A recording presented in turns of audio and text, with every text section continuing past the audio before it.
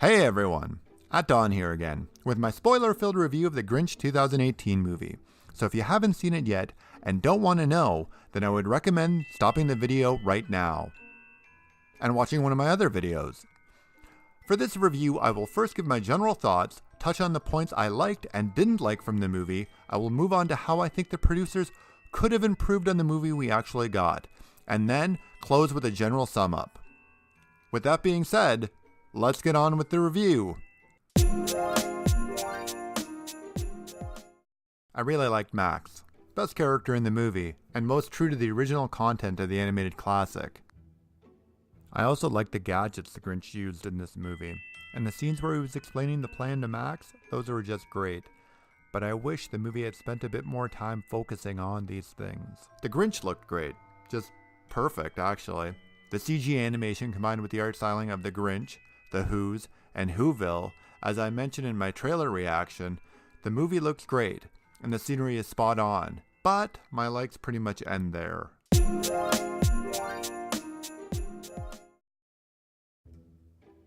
While I believe it is not necessary in making a Grinch movie, or was it in the Jim Carrey live-action version, I can understand the need to pad the character and the movie out a bit in a feature-length film, since it's based on a 33 pages only children's book, after all. But I have two main issues with how both this movie and the 2000 live-action version handled it. First, when you take a strong and intimidating character like the Grinch and make him either a sympathetic or a somewhat likable character, it then tends to cancel out, or at the very least it lessens that intimidation factor you feel for him, or the fear or dislike of that character. Secondly, adding or embellishing a backstory is not necessary. I have already mentioned this.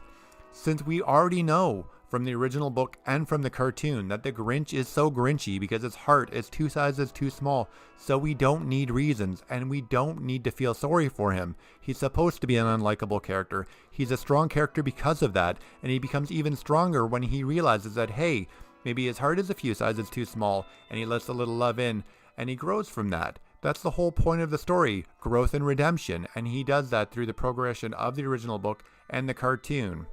You don't need to add other reasons or another backstory.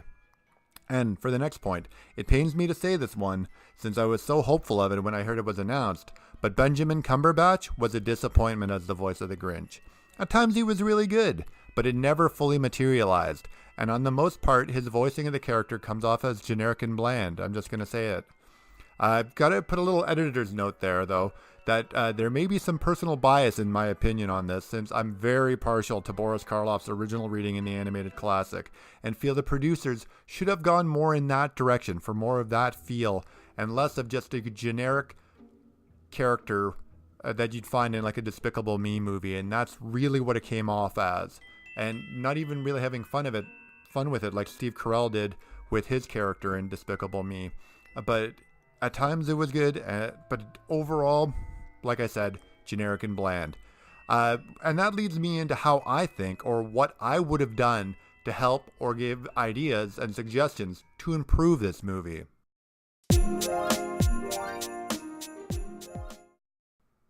I've already mentioned how I feel a movie version of this story should be more true to the book and animated cartoon.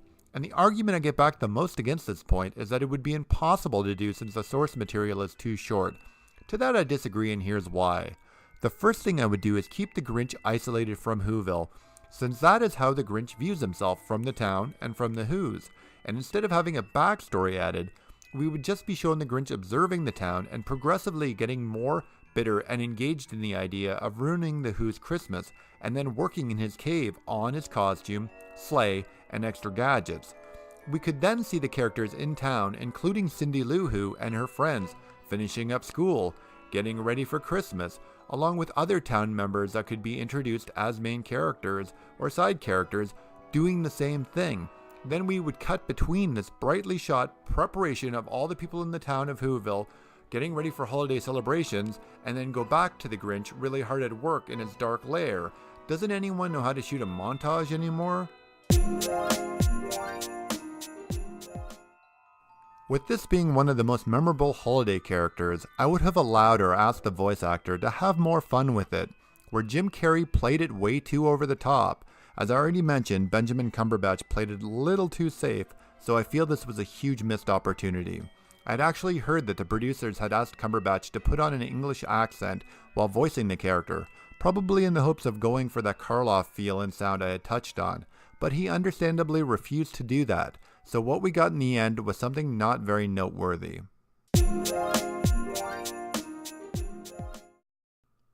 While we did get a few hints of the Whoville song, played more as an instrumental number, where was You're a Mean One, Mr. Grinch? Wasn't in the movie at all. That is the most recognizable song from the cartoon, and we only received one brief mention of it in a throwaway line from a character you see on screen once. Now, I did say in my trailer review, I knew going in what an Illumination Studios movie meant, that being a ton of stupid humor played for laughs, but I still need to mention it since this comedy pretty much ruined the one touching part the movie had. You see, there's this really small goat in the movie that keeps showing up or following the Grinch and making a loud goat noise at the worst possible time. And you all know that scene where the Grinch, after having that big change of heart and returns to Whoville, is invited to dinner and he ends up carving the roast beast. Well, they actually got that moment right in this movie, and then promptly dashed it. As the movie was about to roll credits, we were shown the goat again, and I could not believe my eyes.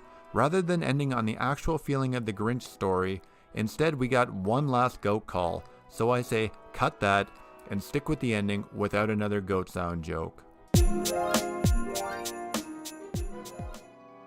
Now, from the review you've just watched, you would probably think that I hated the movie, but nope, I actually kinda liked it on the most part.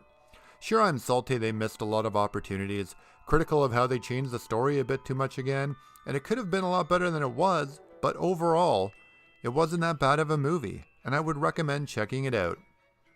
I give it a solid 3 Grinch sneers out of 5.